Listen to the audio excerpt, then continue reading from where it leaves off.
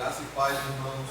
Amém. Eu estou um pouco rouco, por isso eu estou falando um pouco mais assistindo o Jorge. Quando eu perguntei, ele olhou daí, olha que é esse daí na cozinha. Eu fui olhar no pastor. Então, os irmãos me ajudem, eu vou falar um pouco mais devagar, porque o normal, né? Normalmente a gente tem uma medida naquilo que nós vamos falando, mas hoje eu vou falar um pouquinho mais por causa da garganta que não está ajudando tanto, não é? Graças a Deus. Com certeza, irmãos, Deus ele tem sempre uma palavra, né, de exortação, de edificação e de consolação para a igreja. A igreja não é propriedade humana e também não é uma instituição humana, mas divina.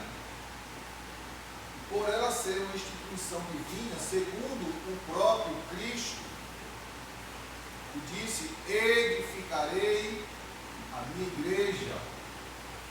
A igreja foi edificada por Cristo. E nós, como igreja de Cristo, devemos estar submissos integralmente, inteiramente, plenamente àquilo que Ele nos ensina através da Sua palavra. E hoje nós estamos em uma sequência falando sobre as cartas, as 7 cartas, as 7 igrejas do Apocalipse. E hoje nós estaremos falando sobre a igreja de Tiatira, uma das igrejas da Ásia. E o interessante é que esta igreja e esta cidade, das 7 cidades e das 7 igrejas, Tiatira era a menor igreja, como também Tiatira era a menor cidade. No entanto, Tiatira teve a carta mais longa recebida por Jesus.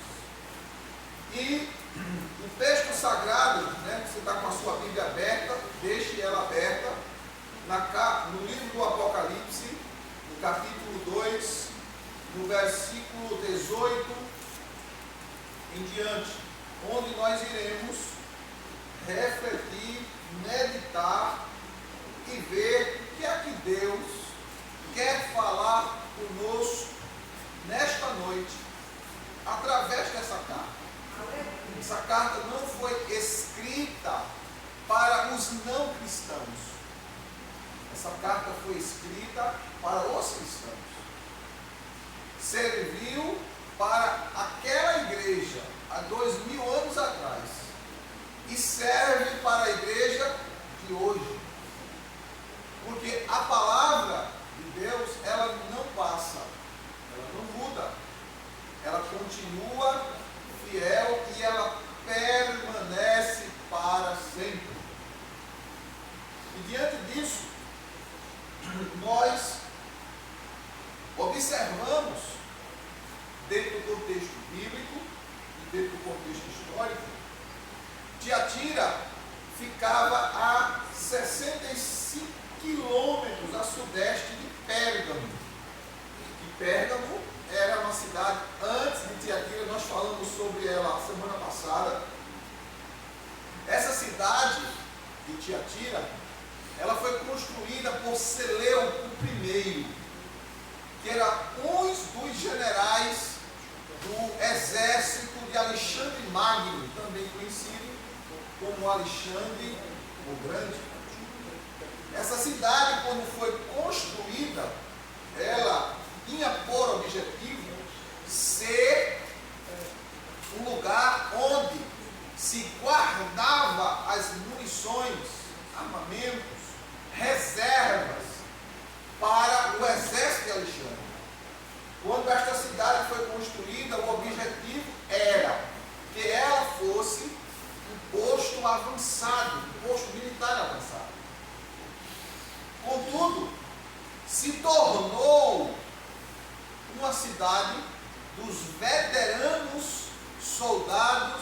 de Alexandre Magno. Foi povoada, cresceu, desenvolveu e se tornou um palco da história da humanidade. Esta cidade, hoje, atualmente, ela não mais existe. Não é como Esmirna, cidade de Esmirna, que ainda continua existindo e hoje é uma das maiores exportadoras de figos do mundo, a cidade de Esmirna. E ao contrário de Esmirna, Tiatira deixou de existir. Contudo, o próprio Jesus, como está escrito aí no capítulo 2 e no verso 18, ele se dirige ao anjo da igreja, dizendo: ao anjo da igreja em Tiatira, escreve: assim declara o Filho de Deus. Jesus, ele faz menção da sua filiação divina. Foi devido a essa filiação divina que Jesus foi morto e condenado à crucificação. No capítulo 19 e o versículo 7 do Evangelho de João, os líderes religiosos de Israel declararam como blasfêmia quando Jesus disse que era o Filho de Deus. E porque Jesus se declarou Filho de Deus, ele foi condenado à morte, né? Isso está em João, vamos conferir, Evangelho de João, no capítulo 19 e o versículo 7. João 19, versículo... Vamos ler do versículo 5, irmãos, até o versículo 7. João capítulo 19, versos 5 a 7. Se você não achou, não tem problema. Fique escutando, ouvindo, prestando atenção para não perder, não é? A linha de raciocínio. Então, assim que Jesus veio para fora, usando a coroa de espinhos e a capa de púrpura, disse Pilatos ao povo: eis o homem. Ao verem-no, os chefes dos sacerdotes e os guardas gritaram: crucifica-o, crucifica-o. Mas Pilatos, contestando-os, disse: levai-o, vós outros, e crucificai-o, pois eu não encontro nele culpa alguma. Responderam-lhe os judeus: nós temos uma lei, e conforme essa lei ele deve morrer, pela blasfêmia de se declarar filho de Deus. Então Jesus, uma das coisas, ou um dos motivos que levaram Jesus a ser crucificado, foi ele dizer, foi ele declarar que era filho de Deus. E aqui na igreja de Tiatira ele se apresenta: assim declara o Filho de Deus. Só que ele agora não estava se apresentando como aquele Filho de Deus, que quando ele declarou, ele foi condenado para morrer. Ele agora estava se declarando como o Filho de Deus. Aquele, escuta bem, aquele cujos olhos são como chamas de fogo e os seus pés são como latão, bronze reluzente. Isso significa, irmãos, que Jesus agora se apresenta àquela igreja, não da mesma forma que ele estava sendo apresentado ao povo de Israel e aos seus acusadores. Ele agora está dizendo: eu sou filho de Deus. Eu tenho os olhos como chamas de fogo. E os meus pés são como bronze polido. Tem tradução que diz latão reluzente. Ele está dizendo, eu vejo tudo. Eu conheço tudo. Eu sei de tudo. Ninguém pode se esconder de mim. E quando ele diz que os seus pés é como latão reluzente, ele está fazendo menção. Ele está declarando que tudo que é relacionado a você, ele conhece.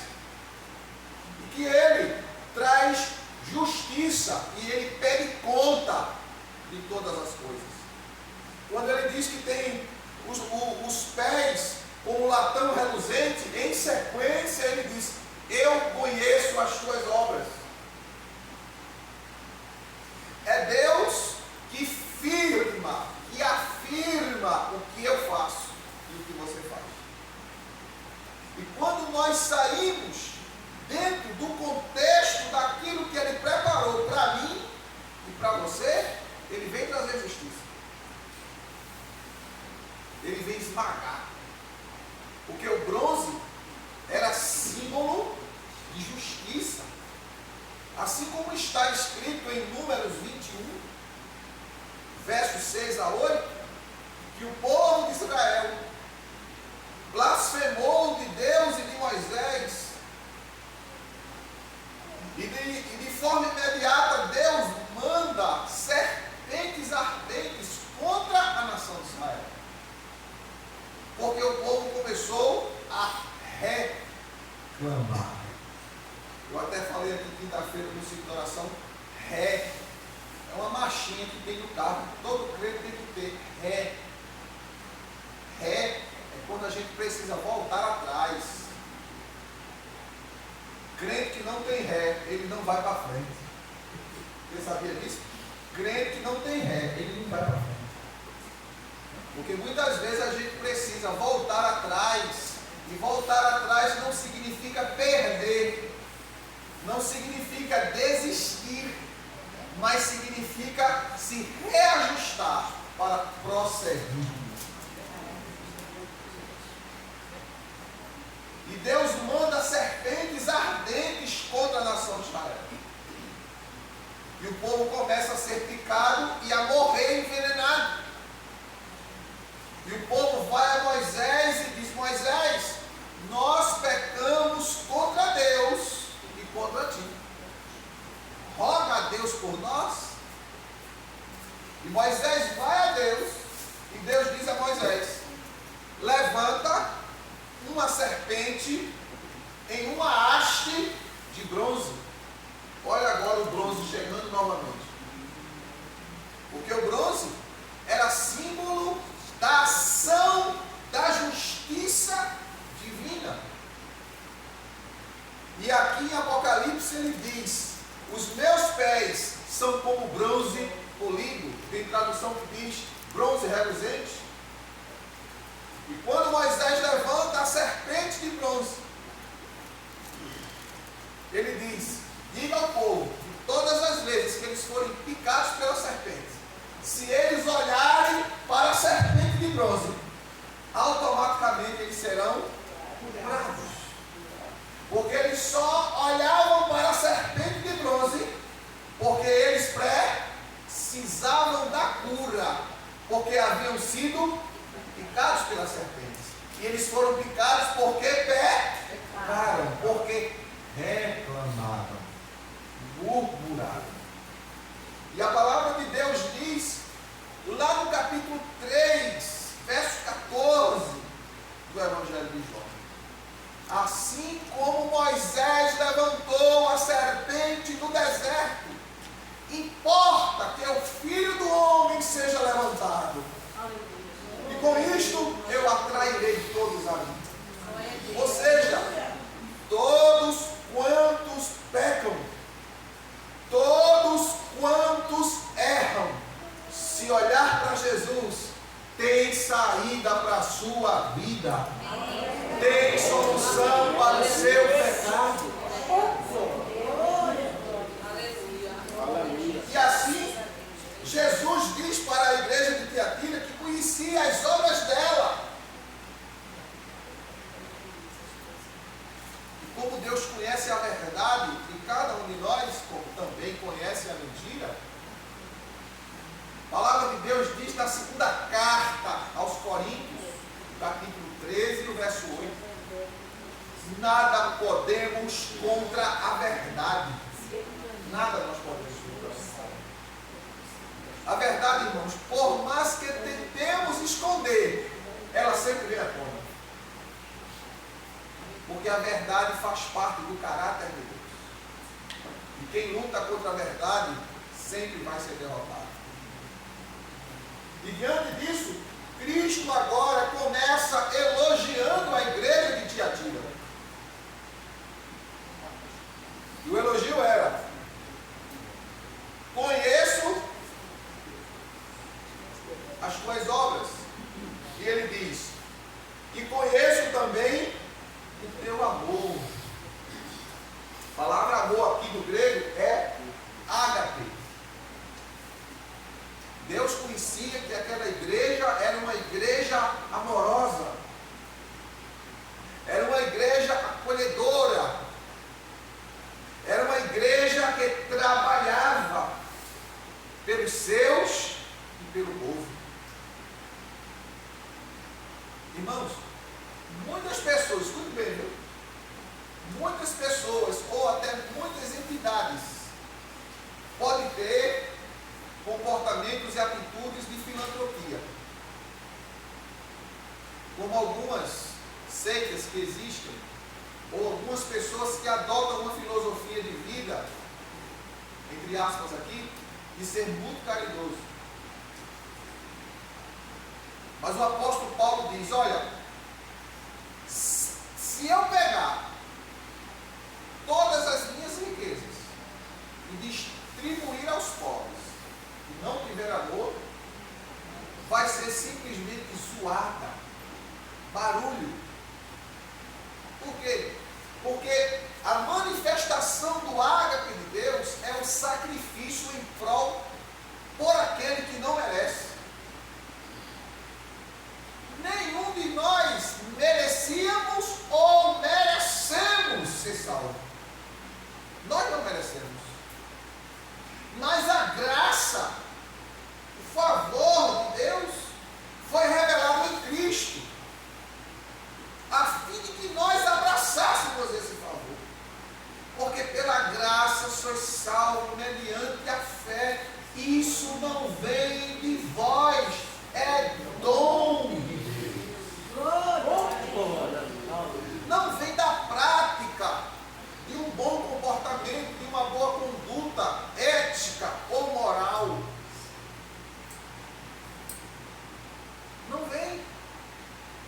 Certo jovem rico chegou para Jesus e perguntou: Senhor, como eu posso obter a vida eterna? Jesus disse: tu cumpre os mandamentos? Ele disse: desde a minha infância. Não roubo, não mato, não me prostituo, nunca cometi adultério, honro meu pai e minha mãe, eu cumpro ao pé da letra. Jesus disse para ele: ainda te falta uma coisa, que é: pega tudo quanto você tem, doe, distribua entre os pobres, verás o tesouro do céu. Aquele homem baixa a cabeça, retira-se e vai embora. Jesus não estava condenando a riqueza dele, mas quando Jesus disse que falta uma coisa, só ele sabia o que estava faltando, porque os olhos dele são como chamas de fogo. Ele tira o raio-x da alma. Ele tira o raio-x da mente. Ele conhece os pensamentos da gente. A Bíblia diz que aquele homem baixa a cabeça e retira-se e vai embora. A igreja de Tiatira era uma igreja amorosa, era uma igreja dedicada, envolvida, comprometida, acolhedora. Era uma igreja que tinha fé, era uma igreja fiel. A palavra fidelidade, lealdade, no grego é pistis. aquele que suporta, que é fiel, independente da circunstância. É para a igreja fiel, fiel no serviço. Conheço as tuas obras, o teu amor, a tua fidelidade e o teu serviço. Serviço aqui é diaconia. Diaconia. Aí entra a palavra diácono. Era um tipo de serviço que era feito com o propósito de beneficiar o próximo, sem se preocupar se alguém estava ou não vendo o que era feito. Era, na sua etimologia, era a realização de serviço feito com amor genuíno. Serviço voluntário para o benefício e ajuda daqueles que precisam dele e que seja realizado de forma liberal. Eu estou fazendo, não é porque você merece, eu estou fazendo porque fui chamado para servir. Todo ser humano, irmãos, todos nós somos chamados para servir ao outro. Mas ele não reconhece, deixa na mão de Deus, faz. Jesus disse: o Filho do Homem não veio para ser servido, mas ele veio para servir. O Filho de Deus disse isso. E a gente encontra muitos homens que são pecadores, falhos, fracos, pessoas que não têm capacidade de se autocurar. Quem é que tem capacidade de se autocurar? Ou de dizer: eu vou viver para sempre e não vou morrer, eu sou imorrível? Ninguém tem. Mas aquele que é imorrível, ele disse: ninguém toma a minha vida, eu mesmo a dou e eu torno a tomar de volta. Glória a Deus, aleluia. Louvado seja Deus. Ele veio servir a nós pecadores. Jesus foi um genuíno diácono.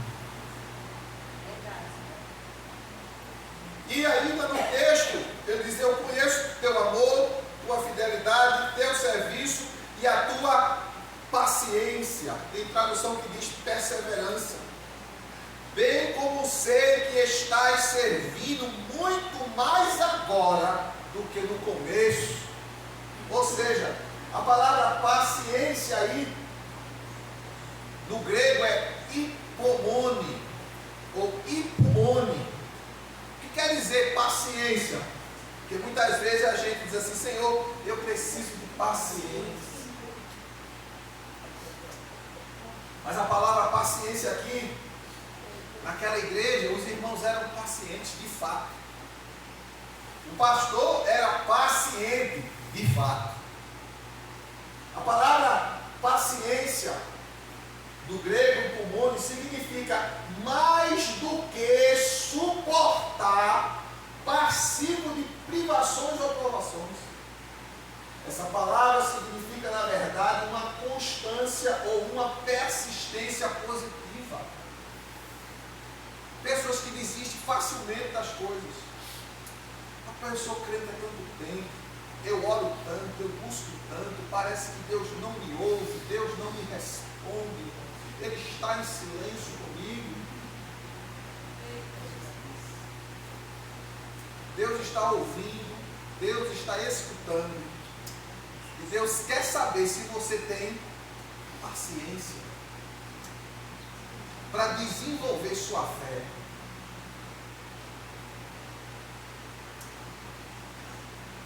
Finalizando, paciência de pulmone é paciência em circunstâncias que produz paz na guerra. Habilidade para transformar situações difíceis em conquista, em triunfo. É a paciência que não pode ser vencida por nenhuma circunstância da vida. É forte. Disse Jesus em João 14, 27. Deixo-vos a paz, e a minha paz eu vos dou, e não vos dou como o mundo a dá. Porque para as pessoas que não servem a Deus, paz é a ausência de problema. Para o cristão é deferrance. É diferente. Para o cristão o mundo está se acabando, mas ele está tranquilo. Porque elevo os meus olhos para o monte, de onde me virá o socorro? O meu socorro vem do Senhor que fez o céu e a terra.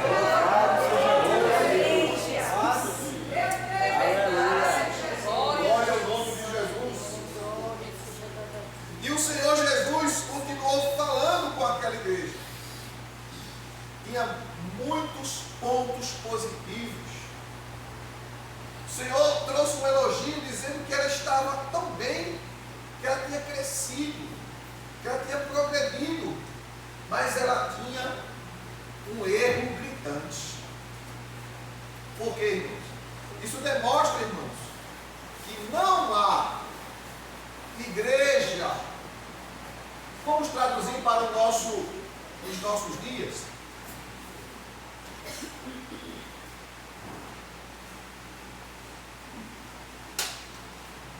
não há igreja perfeita. No versículo 20, Jesus alerta aquela igreja. No entanto, tenho contra ti o fato de que toleras Jezabel, aquela mulher que se diz profetiza, porém, com os seus ensinos, induz os meus servos à imoralidade sexual e a comerem alimentos sacrificados aos ídolos. Dei-lhe tempo para que se arrependesse da sua prostituição, mas ela não quer arrepender-se. Portanto, eis que a farei adoecer e enviarei grande aflição sobre aqueles que com ela cometem adultério, a não ser que se arrependam de suas más ações. Veja como é forte. Matarei os seus seguidores. Matarei os seguidores dessa mulher. E todas as igrejas saberão que eu sou aquele que sonda mente e coração. E retribuirei, portanto, a cada um de vós com as vossas obras. Aquela igreja tinha um problema. Ela era tão acolhedora, tão receptiva, que não queria ter uma atitude diante de uma situação complicada que estava acontecendo no seio da igreja. E o que era que estava acontecendo? Uma mulher que se declarava profeta ou profetiza, que estava contrariando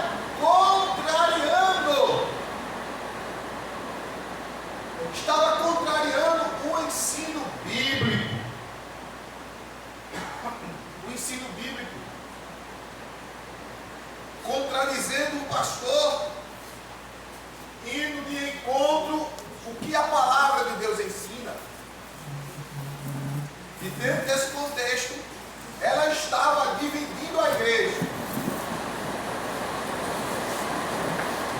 E essa divisão que ela estava provocando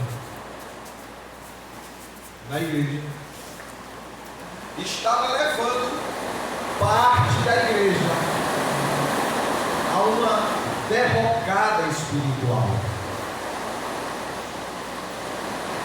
Porque, irmãos, muitas pessoas estão nos templos ou estão adentrando algumas supostas religiões que se dizem cristãs, crendo que pelo fato de participar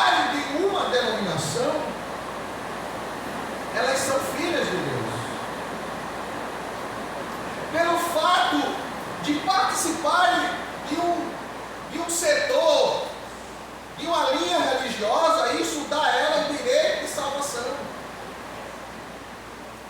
Quem salva não é a nomenclatura, não é o espaço do templo. Deus não habita em templos feitos por mãos humanas. O verdadeiro templo de Deus é a igreja de Cristo, e a igreja de Cristo não é as paredes, é todo aquele que nasceu de novo, nasceu da água e do Espírito. São aqueles que fazem parte do corpo místico de Cristo. E tem muita gente enganada aí, achando porque cumpre ritos religiosos, costumes tradicionais de uma religiosidade antiga, isso dá a ele salvação. Não dá. Não dá. Hoje está até na moda ser evangélico. Se eu quero, eu sou evangélico. Você congrega, eu não congrego. Eu estou assim, estou procurando, estou assim, o nome é melhor, o que tem, qual é a mais certa, qual é a perfeita. Eu não gosto assim, eu não sou católico, porque eu não gosto de idolatria, não é? Não gosto daquela, não gosto disso, não gosto daquilo, eu gosto mais do. Eu estou quase crente, Jesus vem, você quase vai.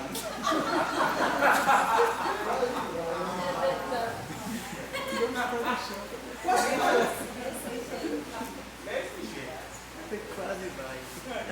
Irmãos, vida espiritual é uma coisa muito séria.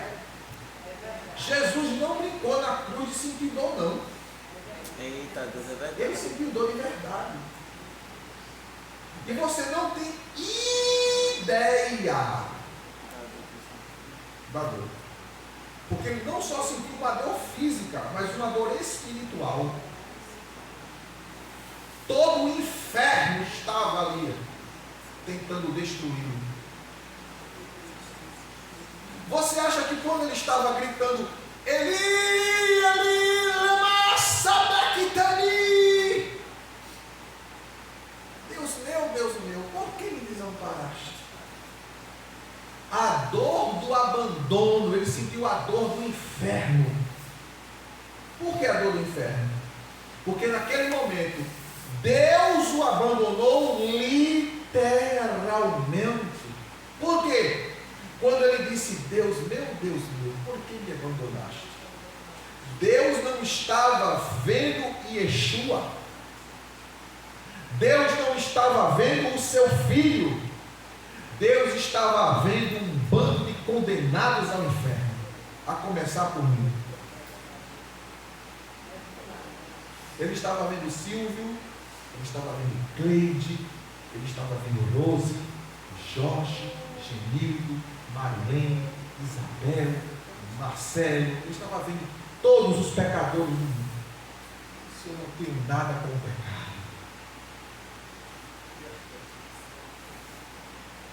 Por isso que a Bíblia diz que quando Jesus morreu, ele foi para onde? Foi para onde? Ele foi direto para o inferno. Foi fazer o que lá?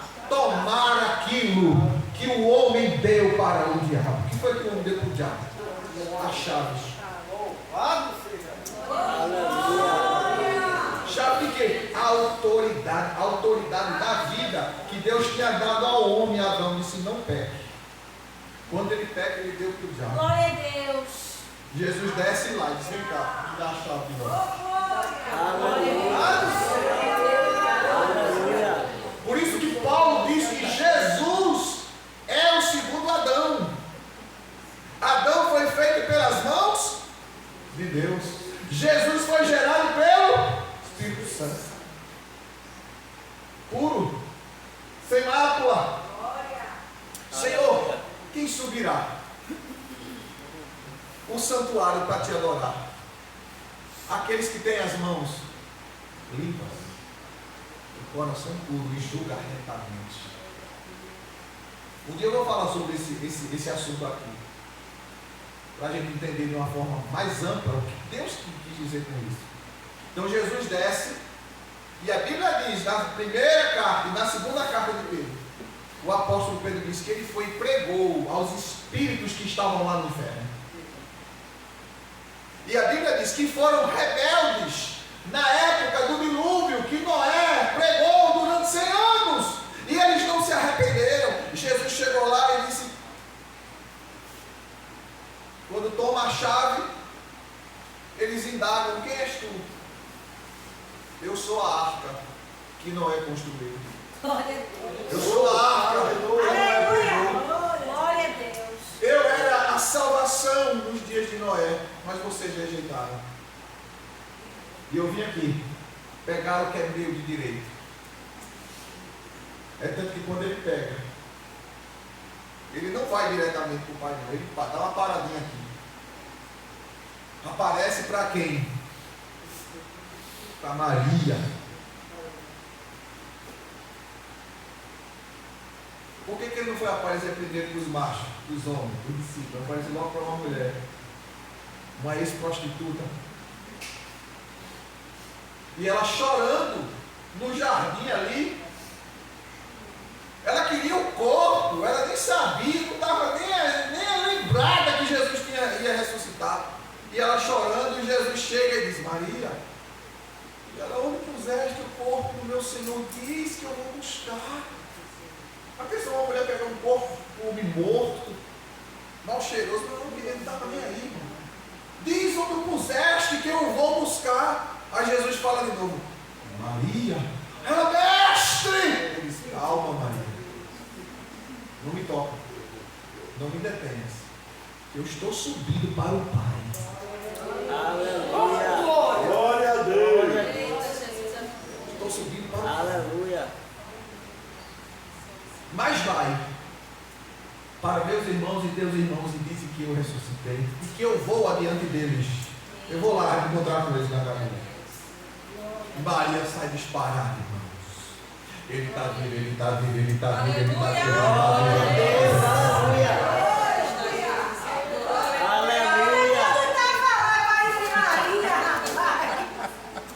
Glória ao nome de Jesus.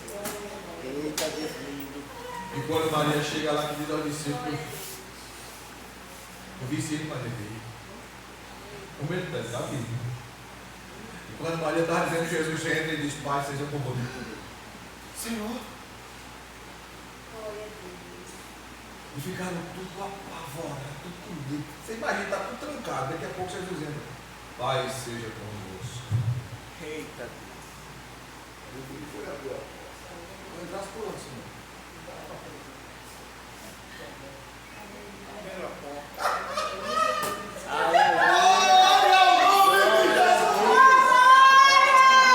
Aleluia. Louvado seja Deus.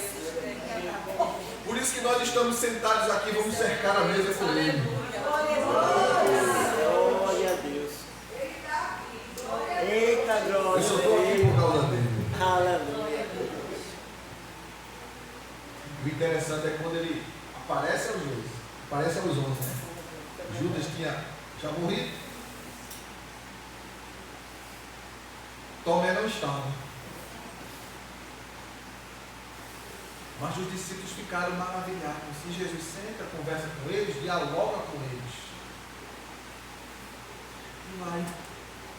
Os discípulos passam para Tomé que Jesus apareceu para eles. Senhor, eu não creio. Se eu não colocar a minha mão no lado dele e não tocar nas suas mãos, de maneira nenhuma, eu não creio. Quando Tomé estava falando, Jesus surge. Do nada. Eu só fiz, como é que ele faz isso? Eita, glória. A gente também vai ficar assim, irmão. Corpo glorificado. Depois do arrebatamento que o nosso corpo foi transformado igual ao de Jesus, a Bíblia diz: será a mesma grei. Estou lá no trono conversando com o papai. Papai, eu vou dar uma volta lá na Nova Jerusalém. Aí faz. Chegou. Glória a Deus. Corpo igual ao de Jesus. Poderoso, glorioso. Glória a Deus. Sem dor, sem nada. A Jesus, olha, coisa linda, irmãos. Meu Deus. O segredo da chamada, irmãos. O segredo da chamada, Jorge. Líderes, Vocês que lideram o departamento de vocês, escuta aí, isso é para vocês. Jesus chega na beira da praia, os discípulos pescaram à noite e pegaram o quê? Nada. Jesus chega na beira da praia e diz: olha, lança a rede aí para o lado direito. A gente passou a noite todinha e nós não pescamos nada, não conseguimos nada, e o Senhor manda nos lançar. Mas eu vou lançar, só na tua palavra eu vou lançar. E lançaram a rede. E quando lançaram a rede, irmãos, quase que o barco virava, porque a rede veio cheia. E a Bíblia diz: 153 grandes peixes. Aleluia. E quando eles viram que a rede estava cheia e pesada e os peixes eram grandes, eles disseram: é o Senhor. Aí Pedro foi, pulou na água porque estava nu, sacode aí minha roupa, se vestiu e foi para a praia. E quando chega na praia, olha, irmãos, a conversa, uma das conversas mais profundas que Jesus teve com os discípulos, em especial com Pedro. Jesus senta com Pedro, bota o peixe no palito e fica girando lá, ó. Churrasquinho de peixe na brasa. Jesus, ó, Jesus assim, ó, girando. E o peixe rodando e Jesus virando o peixinho. Esse lado mais um pouquinho aqui, para não ficar cru, né? E ele começou a comer um pedaço de peixe assado com favos de mel. Eita, aleluia. Aleluia. Aí ele começa aquela pergunta profunda: Pedro, tu me ama? Amo, Senhor. Aí ele pergunta de novo: Pedro, tu me ama? Amo, Senhor. De novo, pela terceira vez: Pedro, tu me amas, Pedro? Tu sabes que eu te amo. Apacenta minhas ovelhas. Só pode apacentar ovelha, irmão, quem tem amor, quem gosta de povo, quem gosta de gente, quem tem paciência. O Pumone. Lembra de Pumone? Conheço a tua paciência. Apacenta as minhas ovelhas, Pedro.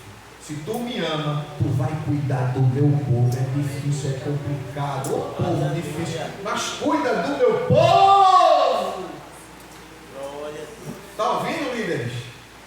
Mas pastor, essas mulheres me aperreiam, mas cuida delas. Esses varão aperreia, cuida deles. Esses jovens aperreia, cuida deles. As crianças dá trabalho, cuida delas. Oh, glória! Derrama o Espírito Santo. Glória ao nome daquele que está sobre todas as coisas. Louvado seja Deus. E aí, irmãos, a igreja começou a passar uma dificuldade, porque essa mulher, que tinha sobre ela o mesmo demônio que atuava em Jezabel, mulher de Acabe, começou a que, escuta só, tem coisas que muitas vezes as pessoas ficam criticando e com razão.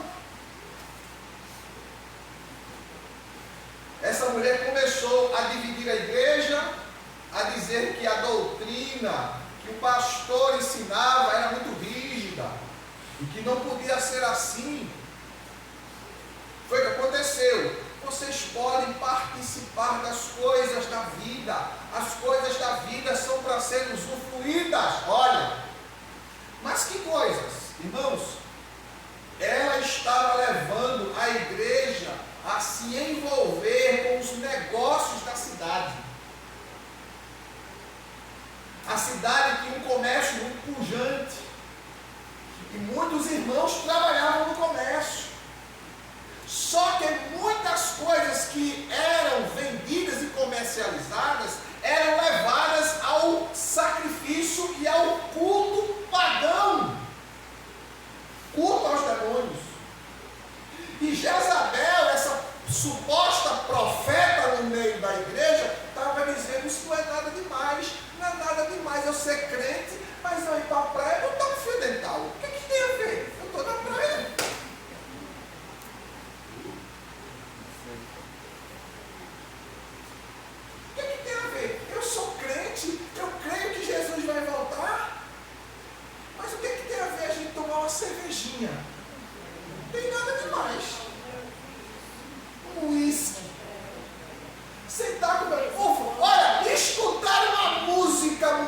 humana. Afinal, música é arte, é cultura.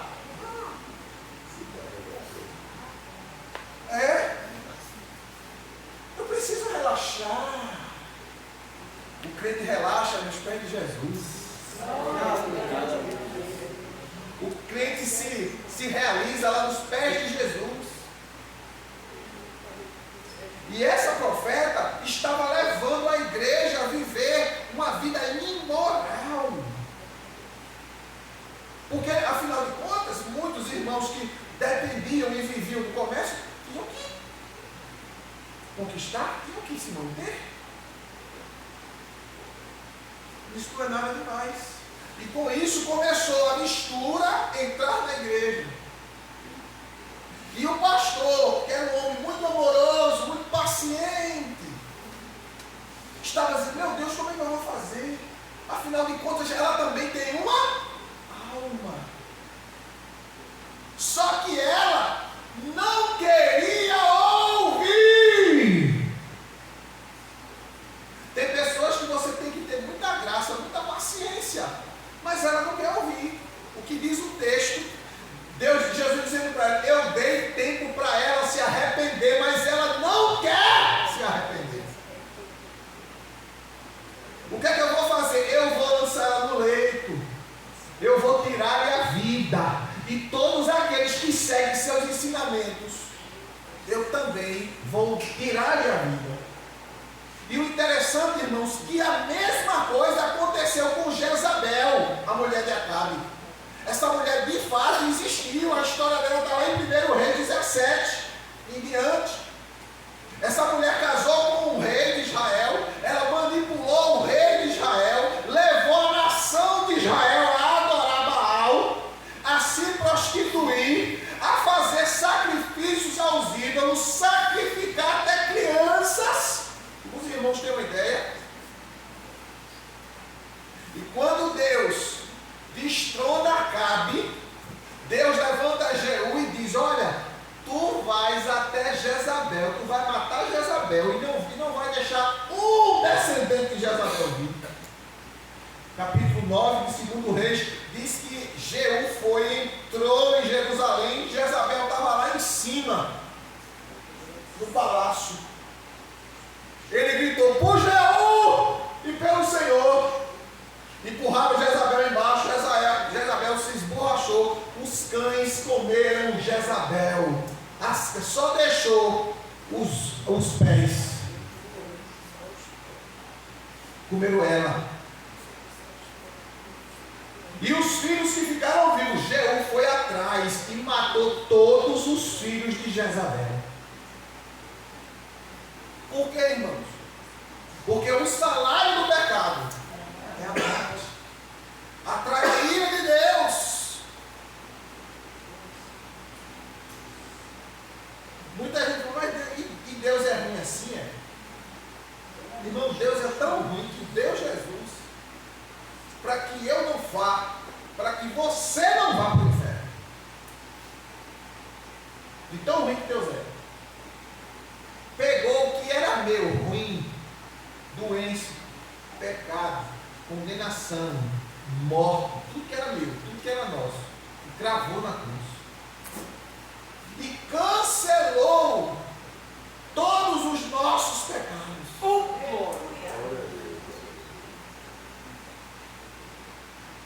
E Deus aqui fala com o pastor que ele tinha que ter uma atitude, ele não podia tolerar ela. Não permitir. Vocês que lideram, que tem ministério na mão de vocês, muitas vezes a gente precisa ser um pouco mais rude. Mas essa forma, muitas vezes, de rudeza que nós precisamos ter, é para o bem da pessoa. Pastor, mas ela não aceita. Seu papel é fazer o que a Bíblia diz. O ela aceitar ou não, é com ela e Deus. Muitas vezes a gente fica muito preocupado porque a pessoa não quer, problema dela. Fala, Jeremias.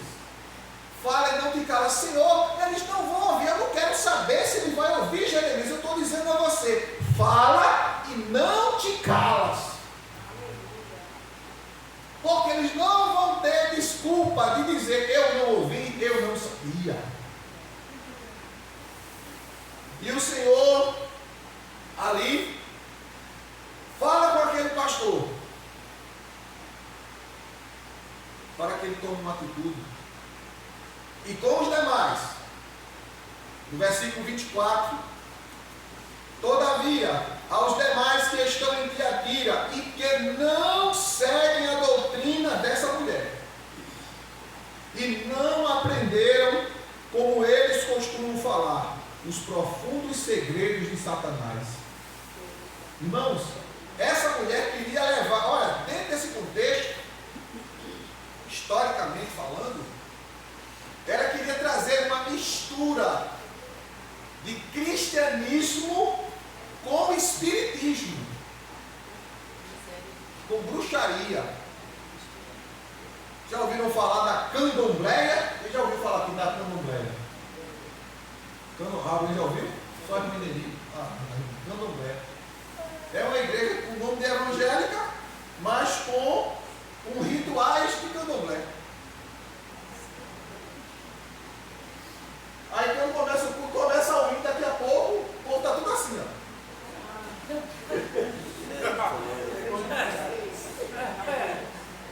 E começa, eu não vou nem falar o resto.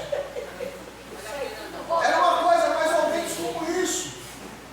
Os rituais, os sacrifícios, as oferendas. Não, rapaz, a gente serve a Deus. Isso aqui é a manifestação do Espírito Santo. Irmãos, a manifestação do Espírito Santo já está dizendo, te deixa santo. Te leva para Deus, não te leva para longe de Deus. A manifestação do Espírito Santo te melhora como pessoa, te melhora como homem, te melhora como mulher, te melhora como jovem, te melhora como cidadão, te melhora como funcionário, te melhora como amigo.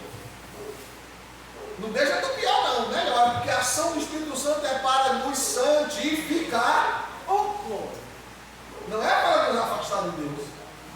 E aquela conduta que aquela mulher estava trazendo para a igreja, estava levando alguns crentes a viver uma duplicidade espiritual, achando que era normal. Não pode jorrar da mesma fonte a mentira e a verdade. Ou você fala a verdade, ou você fala a mentira. Não, mas não é bem assim, não.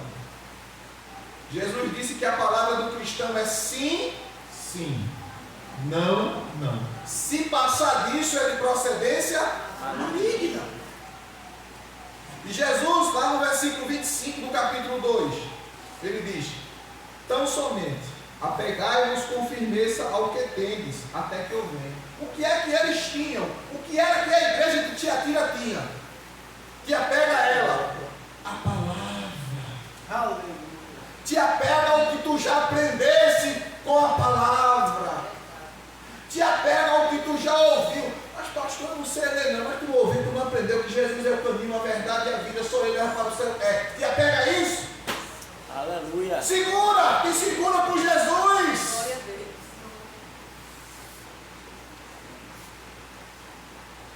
Te segura com ele. Aí Jesus traz